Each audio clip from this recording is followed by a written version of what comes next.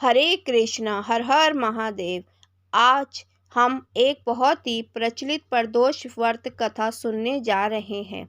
एक गांव में एक निर्धन विधवा रहती थी और उसके साथ उसका एक पुत्र भी था। भरण पोषण के लिए दोनों प्रतिदिन भीख मांगते और जो भी मिलता उससे अपनी भूख शांत करते थे। ब्रह्माणी कई वर्षों से प्रदोष व्रत का पालन करती आ रही थी।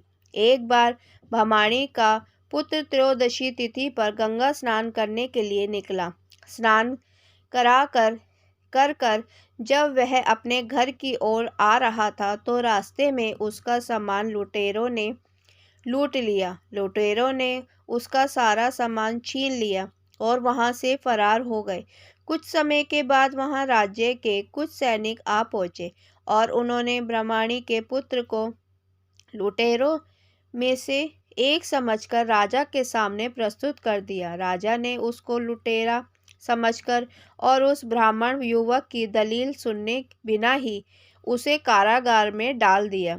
रात्रि में राजा के स्वप्न में भगवान शिव जी आए और ब्राह्मण युवक को तुरंत मुक्त करने का आदेश देकर अति ध्यान हो गए। राजा नींद से उठकर सीधे कारागार पहुंचा और युवक को मुक्त करने का आदेश दिया।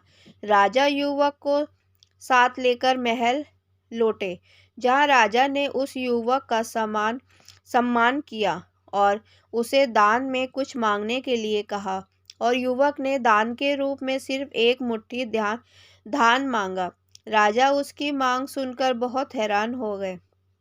राजा ने युवक से प्रश्न किया कि तुम सिर्फ एक मुट्ठी धान से तुम्हारा क्या होगा? तुम कुछ और भी मांग सकते हो, धन मांग लो, घर मांग लो। ऐसा अवसर किसी को भी बार बार नहीं मिलता। युवक ने बहुत ही विनम्रता पूर्वक राजा से कहा, हे राजन, इस समय ये धान मेरे लिए संसार का सबसे अनमोल धन है। मैं इसे अपनी माता को दूंगा, जिससे वह खीर बनाकर भगवान शिव को भोग लगाएगी। फिर हम इसे ग्रहण कर अपनी भूख शांत करेंगे। राजा युवक की बातों को सुनकर बहुत खुश हुआ। उन्होंने मंत्री को आदेश दिया कि इसकी मां को दरबार में सम्मान के साथ लाया जाए। मंत्री ब्राह्मण की मां को लेकर दरबार पहुंचे। उन्होंने सारी बातें ब्रह्माणी को बताई और उनके पुत्र की प्रशंसा करते हुए ब्रह्माणी के पुत्र को अपना सलाहकार नियुक्त कर दिया।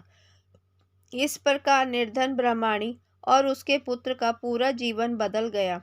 तो दोस्तों, यह थी प्रदोष व्रत कथा। ऐसी और कथाओं को सुनने के लिए हमारे चैनल पर बने रहे। हरे कृष्णा। ओम नमो भगवते वासुदेवाय। हर हर महादेव।